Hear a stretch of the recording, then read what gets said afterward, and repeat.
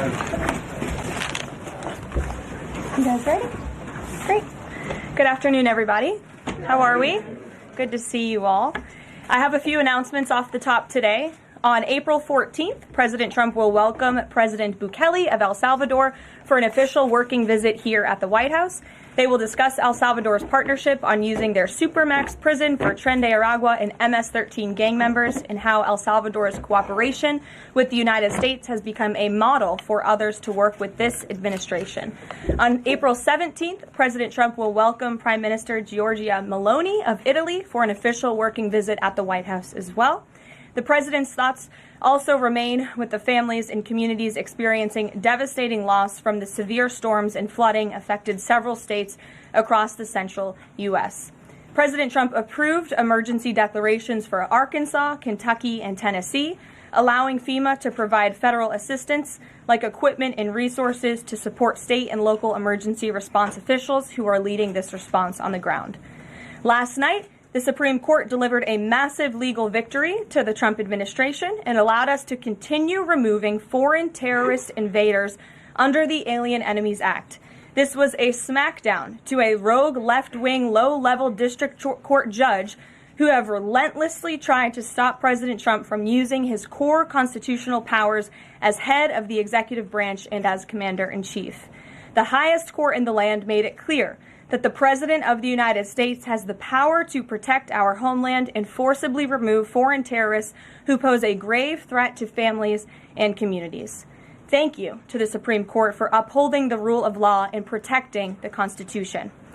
Our message to the monster Tren de Aragua and MS-13 terrorists still hiding illegally inside our country is clear. Deport yourself now, or you will be locked up and sent back to your home country. On another matter, the historic Liberation Day announcement last week by President Trump made it very clear that the era of American economic surrender is over. President Trump is no longer going to allow American workers and companies to be ripped off at the hands of foolish trade practices that shipped away millions of high-paying jobs and hollowed out communities across the country. It's America first, all the way. And despite fear-mongering by the media, the world is clearly responding to President Trump's approach. Just yesterday, President Trump held a bilateral meeting with Israeli Prime Minister Benjamin Netanyahu here at the White House. The Prime Minister pledged to immediately eliminate America's trade deficit with Israel and remove their trade barriers. Israel's proactive approach should serve as a model for the rest of the world. Also yesterday, the President spoke with Japan's Prime Minister, who wants to negotiate as well. The President also spoke to the acting President of South Korea this morning. He has tasked Secretary Bessent and U.S. Trade Representative Jameson Greer to lead these talks. In total, since the Liberation Day announcement, nearly 70 countries have already reached out to the President to begin a negotiation. Countries are falling over themselves to reform their unfair trade practices and free open their markets to our country. Why? Because these countries greatly respect President Trump in the sheer power of the American market. These countries realize they've gotten filthy rich over the past few decades by imposing substantial tariffs on American-made products and ridiculous non-monetary barriers to block out American industry. The jig is up. Past American presidents sat by and let this happen, but President Trump stood up for our country, and he is saying no more. The president's message has been simple and consistent from the beginning. To countries around the world, bring us your best offers, and he will listen. Deals will only be made if they benefit American workers and address our nation's crippling trade deficits. America does not need other countries as much as other countries need us, and President Trump knows this. He's going to use the leverage of our markets and our country to the advantage of the people he was sworn in to represent. On the other hand, countries like China, who have chosen to retaliate and try to double down on their mistreatment of American workers, are making a mistake. President Trump has a spine of steel, and he will not break, and America will not break under his leadership. He is guided by a firm belief that America must be able to produce essential goods for our own people and export them to the rest of the world. A strong America cannot be solely dependent on foreign countries for our food, medicines, and critical minerals. And America must always maintain a robust defense supply chain. Reprioritizing and strengthening our manufacturing industry are essential national and economic security issues of the utmost importance to President Trump. By focusing on supercharging the onshoring of American manufacturing, the president is already delivering on his promise to usher in an economic golden age for our country. Just look at Friday's jobs report, which smashed expectations for the second straight month. The American economy added 228,000 jobs, nearly 100,000 more jobs than economists predicted, and the fourth highest month for private payroll growth in the past 2 years. There was also a sharp increase in transportation, construction, and warehousing employment. And in just 11 weeks, President Trump has secured more than $1.5 trillion in private sector investment. This is $500 billion more than Joe Biden secured in his entire term. This record-breaking private sector investment will create roughly 350,000 American jobs and counting. If you add up all of the investment pledges from foreign governments, President Trump has secured an incredible $5 trillion in total investments already. In the months ahead, President Trump's pro-growth economic agenda will be fully realized. The largest deregulatory effort in American history is underway. Unnecessary, burdensome, costly red tape is being eliminated by this entire federal government every day, driving down costs and massively boosting small businesses. So far, President Trump's deregulation effort has already saved Americans more than $180 billion, equivalent to $2,100 per family of 4. The president's drill baby drill energy agenda, which he will discuss later this evening in the East Room, is capitalizing on the abundance of natural resources under our feet to generate more affordable electricity, cheap gas, and quality new jobs. All of this will combine to end the Biden-imposed cost of living crisis that's absolutely crushed American families. Under President Trump, the American energy industry will lead the globe over the next century, delivering lower prices and significantly strengthening our country's economic position. At the president's direction, Republicans in Congress are working quickly to pass one big, beautiful bill, which will also include the largest tax cut in American history. As President Trump has said, the House must pass this budget resolution quickly. Here in our new media seat today, we have Jasmine Wright, the White House reporter for Notice. Notice is a nonprofit and nonpartisan news site which launched in early 2024. They've gained millions of readers across the country since. Newsroom's goal is both to inform readers and train the next generation of politics and policy journalists. They also partner with state newsrooms to give local communities more knowledge of what their representatives are doing in Washington, D.C. With that, please kick us off, Jasmine. Thanks so much, Caroline. A couple questions for you. The first one being, can you explain the White House's evolution from this is not a negotiation on tariffs to countries should pitch us and start negotiations on tariffs? Sure. As the president said yesterday, Jasmine, both things can be true at the same time. And it is a non-negotiable position that the United States has faced a national security and economic crisis because of the unfair trade practices by countries around the world. As for the president, I have maintained this position. The entire administration has always said that President Trump is willing to pick up the phone and talk. And the president met with his trade team this morning, and he directed them to have tailor-made trade deals with each and every country that calls up this administration to strike a deal and listen. And each and every one of these trade deals should be tailored and unique based on that country's markets, based on that country's exports, the imports here in the United States of America. What makes the most sense for the American worker and for our industry? The president is focused on putting America first. So was the evolution not factored in or determined by kind of the tumult in the stock market? Was that not a part of the consideration to start making these negotiations and deals? Again, I would reject that there was an evolution. On day one, we had said that the president will always pick up the phone for other nations and other companies that call this administration. The president always has a listening ear, and it's a non-negotiable fact that America has faced a national security and economic crisis for many decades, and President Trump is just the first to address this. And then my last question, how will negotiations change how much revenue the White House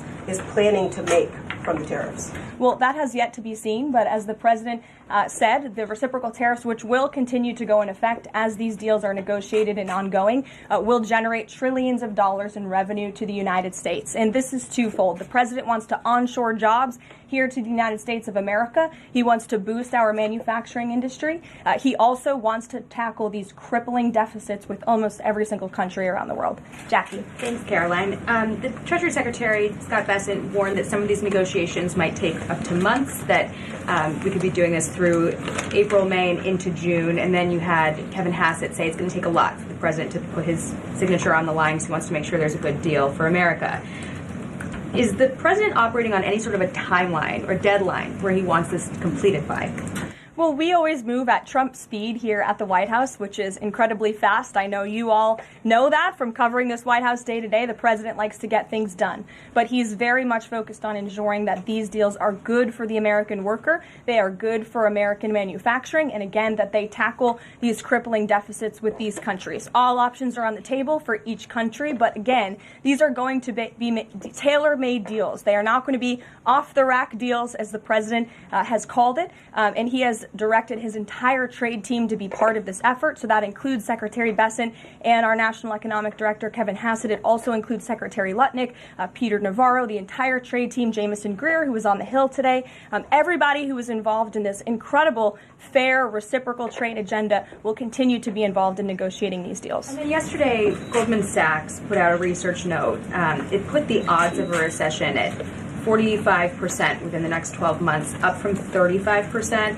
But Peter Navarro guaranteed last night no recession. Does the president agree with him on that? I know that the president in the past has been leery of making definitive statements on that. I can speak for the president, and I can speak for the optimism that he sees in our economy every day. Again, when you talk about the massive deregulatory efforts that are happening across the board, when you talk about how oil prices are down, gas prices are down, egg prices are down, we're cutting costs for the American worker, for the American consumer. We also see trillions of dollars of investments pouring into this country every day, and we're working hard now on the tariff side of the president's economic agenda. But don't forget, the next side of this is tax cuts, and we're counting on Capitol Hill to get those done, the largest tax cuts in history. Does that mean that without those tax cuts coming through, that the likelihood of a recession is greater? No, that's not what I said. I'm just saying be mindful of the whole of government economic approach that this administration is taking every day. Sure. Go ahead.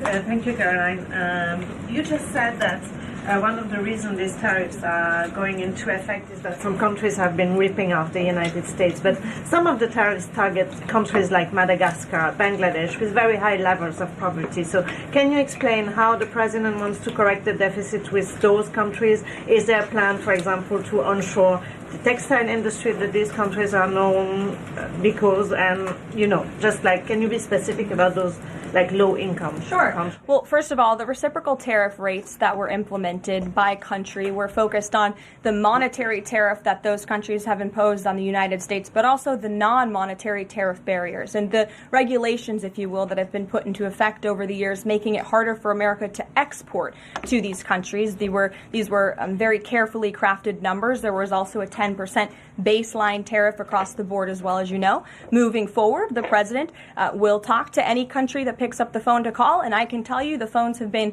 ringing off the hook, wanting to talk to this administration, this president, and his trade team to try to strike a deal. And it's because the world knows that they need the United States of America. They need our markets. They need our consumer. The president has a lot of leverage on his side because he has the best economy and the best country in the world that he leads, and he knows that. And it's about dang time we finally have a president who uses that economic leverage to benefit American workers. And that's what the president is trying to do. Maggie. Caroline, thanks. Does the president endorse something that Howard Lutnick said on television this weekend, which was that the army of millions and millions of human beings screwing in little screws to make iPhones, that kind of thing is going to be moving to the U.S.? Is that how the president envisions manufacturing shifting? And if so, how long would that take, roughly? The president wants to increase manufacturing jobs here in the United States of America, but he's also looking at advanced technologies. He's also looking at AI and emerging fields that are growing around the world that the United States needs to be a leader in as well. So there's an array of diverse jobs, more traditional manufacturing jobs, as you discussed, but also jobs in advanced technologies. The president is looking at all of those. He wants them to come back home. iPhones specifically, is that something that he thinks is the kind of technology that can move to the U.S.? Absolutely. He believes we have the labor, we have the workforce, we have the resources to do it. And as you know, Apple has invested $500 billion here in the United States. So if Apple didn't think the United States could do it, they probably wouldn't have put up that big chunk of change. Elena. Hi, Caroline. It's clear the president has gotten the world's attention with these tariffs. Is he considering at all potentially holding off on imposing some of them before the deadline, or maybe later, reversing them because he's having these negotiations and having these good talks with other leaders? The president was asked and answered this yesterday. He said he's not considering an extension or a delay. I spoke to him before this briefing. That was not his mindset. He expects that these tariffs are going to go into effect. And you said something very important, Elena, in your question. You said the president has captivated the attention of the world. Absolutely he has. And it's about time we have a president in the Oval Office who is putting the world on notice and is putting the American people first, and again is using the leverage of the United States to negotiate good trade deals. Just a quick follow-up. Sure. There's been some public sparring between Elon Musk and the president's trade advisor, Peter Navarro, on some of these tariffs. Musk actually referred to Navarro today as being, quote, dumber than a sack of bricks. Are you at all, or is the administration, the president, all concerned that this is maybe impacting the public's understanding of these tariffs? It might be messing with the message on it? No, look, these are obviously two individuals who have very different views on trade and on tariffs. Boys will be boys, and we will let their public sparring continue. And you guys should all be very grateful that we have the most transparent administration in history. And I think it also speaks to the president's willingness to hear from all sides, that he has people at the highest levels of this government in this White House who have very diverse opinions on very diverse issues, but the president takes all opinions in mind, and then he makes the best decision based on the best interests of the American public. Tiana. Thanks, Caroline. On Truth Social today, Trump was talking about one-stop shopping talks with foreign leaders, bringing leaders to the U.S., to Washington, and talking to them about tariffs, but also other topics. So is that part of his strategy to bring the leaders to Washington and trying to get deals, outside of tariffs on foreign policy issues as well? I think the president, again, is going to have a custom, tailor-made approach to each and every country. And if that means discussions of foreign aid, of our military presence in these countries, how those troops are paid for, come to the table, that could be part of the negotiation in these economic negotiations. But it's the president's economic team who will be leading these. These are tariff and trade negotiations. And yes, they will be one-stop shopping for each and every country. They will be, as the president said again, tailor-made, not off the rack, to each and every country based on America's needs. Can you confirm? How are you? Good. Kara from Lynn's LTV. So President Trump has designated Tren de Aragua as a foreign terrorist organization and deported its members while also moving to restrict Venezuela's oil exports.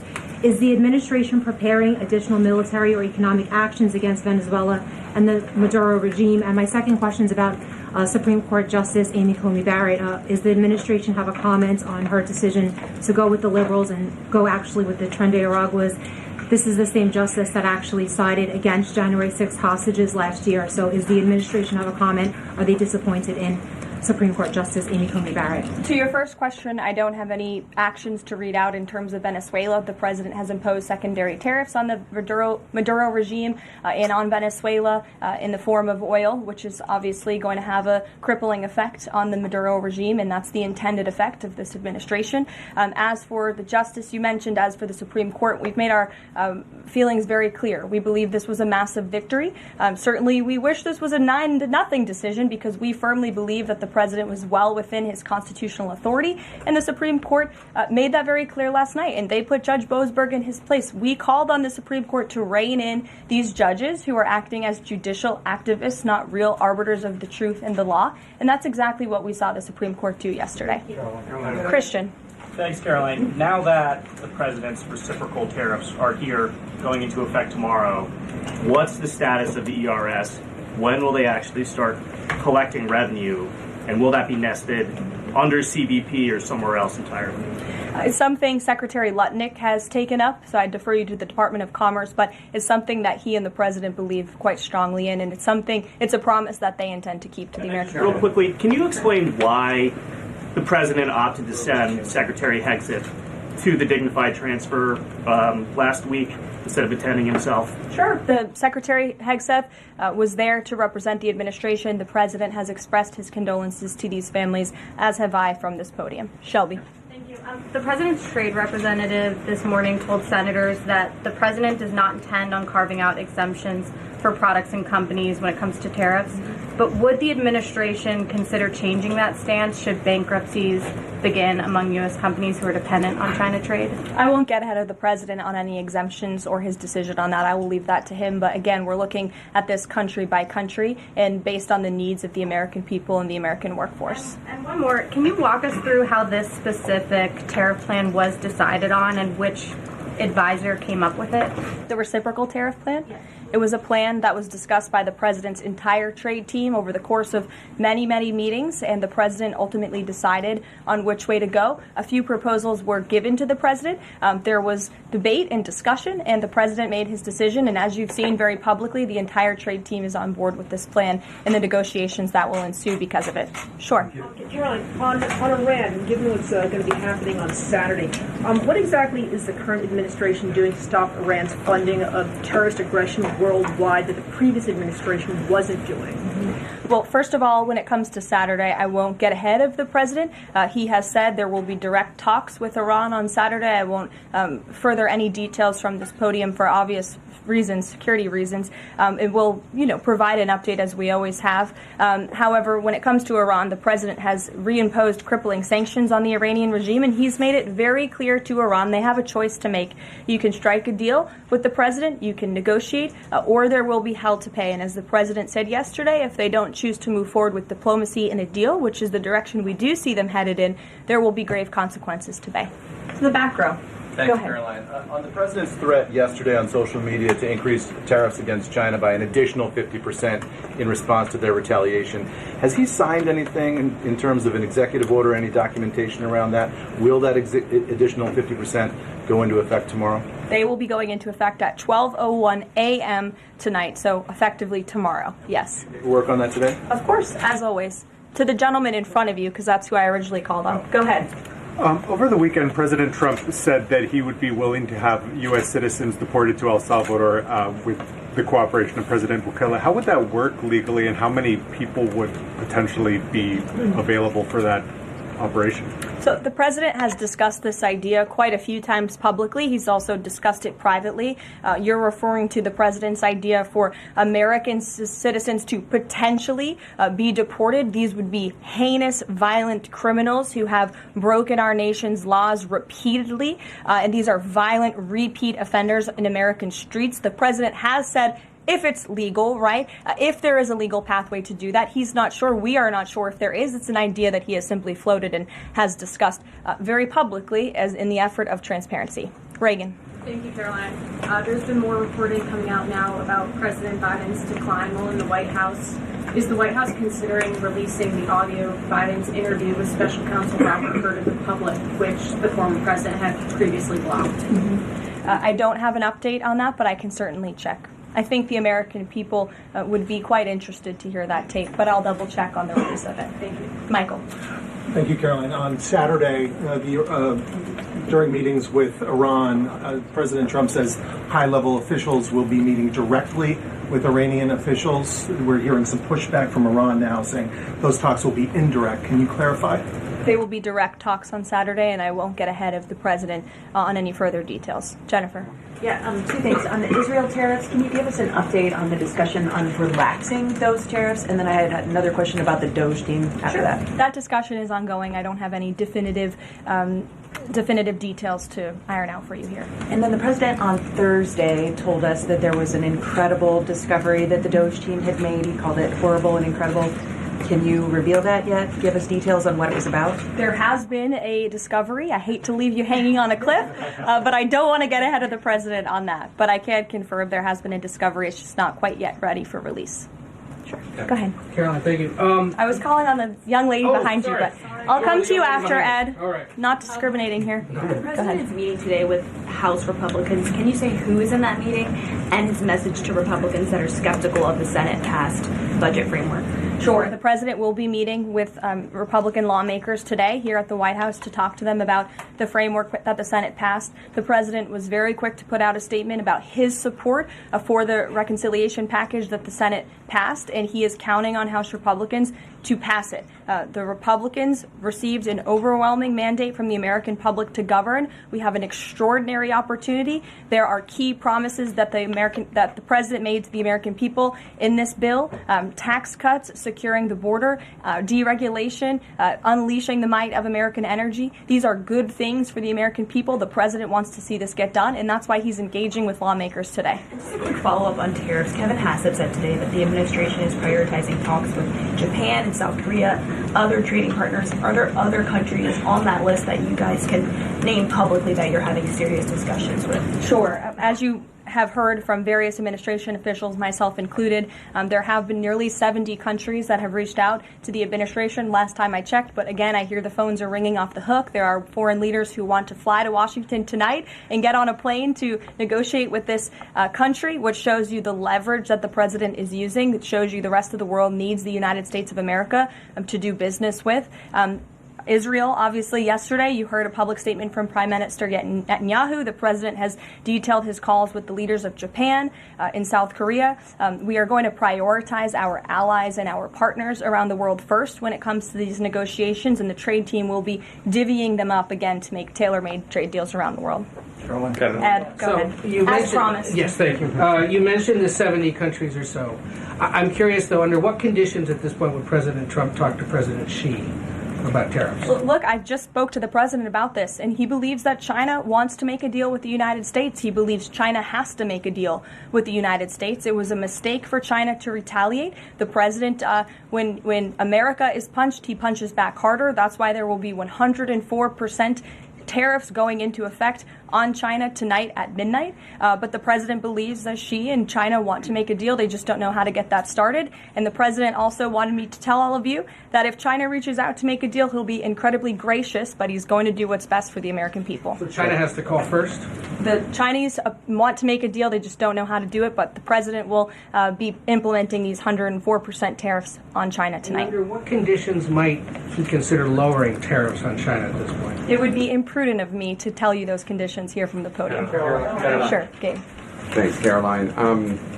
With regards to the Supreme Court ruling on the Alien Enemies Act, you're right, it was a win for the administration, but the justices also said that deportees are entitled to due process. Does the administration agree with that? That's not quite true, Gabe. They said that they are entitled to a habeas petition, and we are going to continue to comply with the law, and we are wholly confident that every single person that has been deported under the Alien Enemies Act, every person that will continue to be deported under the Alien Enemies Act qualifies for that deportation. NBC News is reporting that the administration is considering drone strikes on drug cartels in Mexico. We're citing several officials. This morning, Mexico's president was asked about that, and she said that we reject any of those actions. Your response? I saw that reporting. I don't want to confirm it from this podium. I don't want to comment on it because I'm not sure, but I would defer you to the National Security Council. So you haven't confirmed the report, but with Mexico's president saying that she rejects any of that, what would your response be? How is the relationship then between Mexico's president and the White House right now over targeting drug cartels? Well, first of all, the relationship between President Sheinbaum and President Trump is quite good, and I think both world leaders would tell you that. The president has been engaged directly with President Sheinbaum on a number of different topics, particularly when it comes to clamping down on the Mexican drug cartels, on clamping down on illegal immigration, human trafficking, drug trafficking through our southern border. She's taken significant steps towards doing that, but as for that specific report, again, I'm not going to comment. Caroline, two questions on trade. First, as a part of these negotiations, is it possible for countries to lower their tariffs below that 10% a bare minimum that's been set? Again, I'll leave that to the president to make those determinations, but I can tell you that 10% universal baseline will go into effect as these negotiations are ongoing. Got it. And then what is your thinking just as far as low labor cost countries? Like if you've got a country like Vietnam that wants to negotiate, but obviously they have some advantages in terms of trade, in terms of the people there are not paid as much as American citizens. What is kind of the thinking? Can they still achieve a good kind of trade outcome with the United States? Well, again, you're right to point out that different countries have different labor markets. They have different skills, if you will, different resources, and the president is going to take all of that into account. His team will take all of that into account when they're negotiating these deals. I do just want to point out one thing, that the president, everybody in Washington, whether they want to admit it or not, knows that this president is right when it comes to tariffs and when it comes to trade. In fact, Democrats have long said that the United States of America has been ripped off by the countries around the world. They just don't want to admit it now because it's President Trump who is saying that. In June of 1996, Nancy Pelosi spoke on the House floor. She urged her colleagues at the time to fight against the status quo trade policies that had contributed to America's trade deficit with China. In fact, Nancy Pelosi said, how far does China have to go? How much more repression? How big a trade deficit? How many jobs have to be lost for the American workers? How much dangerous proliferation has to exist before members of this House of Representatives will say, I will not endorse the status quo? Those are the words of Nancy Pelosi in 1996. Well, President Trump is finally answering her call 27 years later. Nancy Pelosi can thank President Trump today for the 104% retaliatory tariff that will be going into effect on China. In 2007, Chuck Schumer spoke of our nation's crippling trade deficit, saying these are the kinds of records the American people don't want us to be breaking. The administration needs to move beyond words, take action now to reverse a trend that threatens our prospects for future economic growth. And Chuck Schumer said that in 2007. Finally, in 2025, President Trump is taking action. Recently defeated Democrat Sherrod Brown said on deficits in 2012 that our deficit then at China had reached an all-time high, and it was on pace to recede last year's record. The trade deficit had cost American workers millions of jobs at the time. These are the words of Democrats years ago. It is about time America finally has a president who is taking action to restore those millions of jobs back to the United States of America, to boost our manufacturing industry. He's doing what's right for the American people. It will take a lot of labor. It will take a lot of effort. But that's exactly what the American people elected this president to do.